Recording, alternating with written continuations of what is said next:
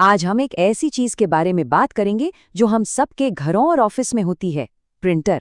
और हम बात करेंगे उसकी छिपी हुई याददाश्त के बारे में।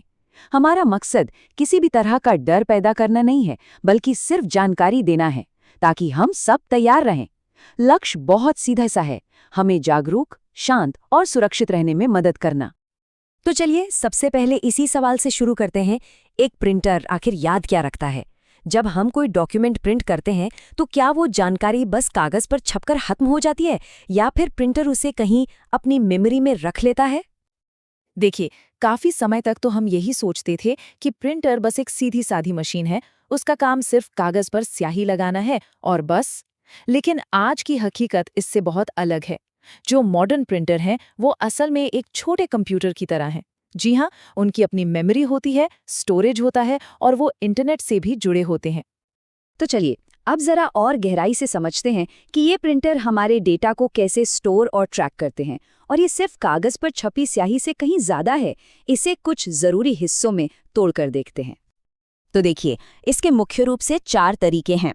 पहला है डॉक्यूमेंट मेमोरी, मतलब प्रिंटर आपके प्रिंट, स्कैन या फैक्स की एक कॉपी अपनी मेमोरी में रख सकता है। दूसरा है नेटवर्क लॉगिंग, जो ये रिकॉर्ड करता है कि किसने क्या और कब प्रिंट किया। तीसरा है क्लाउड प्रिंटिंग, जिसके जरिए हमारी फाइलें बाहरी सर्वर पर जाती हैं। और चौथा, जो सबसे चौंकाने वाला है, वो है छिपा हुआ मेटा डेटा, जिसमें ऐसी ट्रैकिंग जानकारी होती है जो हमें दिखाई नहीं देती। अब बात करते हैं इन्हीं ट्रैकिंग डॉट्स की। ये एक बहुत ही अनोखी तकनीक है। हर प्रिंटेड पेज पर बेहद छोटे छोटे पीले डॉट्स होते हैं। ये इतने छोटे होते हैं कि हमारी आंखों से दिखाई ही नहीं देते, लेकिन इन अदृश्य डॉट्स में प्रिंटर का सीरियल नंबर और प्रिंट करने की सही तारीख और समय तक की जानकारी छिपी होती है। तो सवाल उठता है कि ये सब जानना इतना जरूरी क्यों है? चलिए इसे एक असल दुनिया के उदाहरण से समझते हैं, ताकि हम इसके असर को ठीक से समझ सकें। ये बात है साल 2017 की। एक अमेरिकी खुफिया ठेकेदार ने कुछ बहुत ही गोपनीय दस्तावेज लीक कर दिए। जब जांच शुरू हुई तो जांचकर्ताओं ने उन प्रिंट किए हुए पन्नों का विश्लेषण किया और उन्हीं अदृश्य ट्रैकिंग डॉट्स की मदद से वो सीधे उस प्रिंटर तक पहुंच गए जिसका इस्तेमाल लीक करने के लिए किया गया था।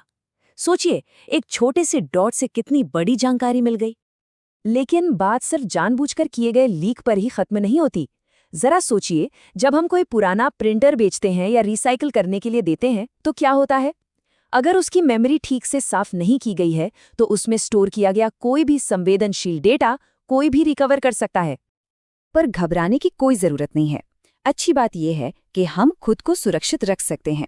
अब हम कुछ बहुत ही आसान और काम के तरीकों के बारे में बात करेंगे, जिनसे हम अपने प्रिंटर और अपने डेटा दोनों को सुरक्षित रख सकते हैं। चलिए इन कदमों को एक एक करके समझते हैं।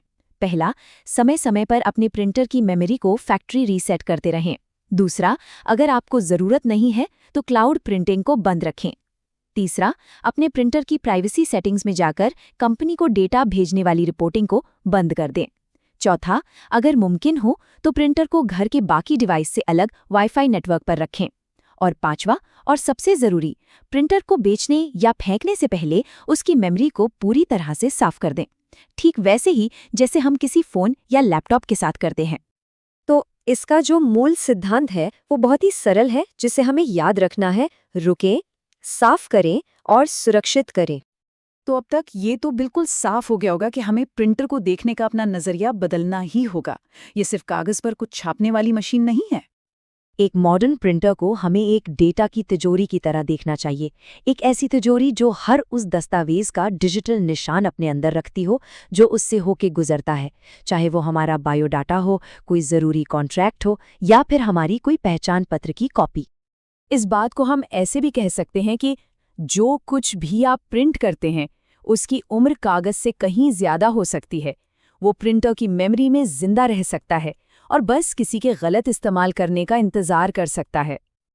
आज की इस बातचीत का मकसद डरना नहीं, बल्कि सूचित और सतर्क रहना है।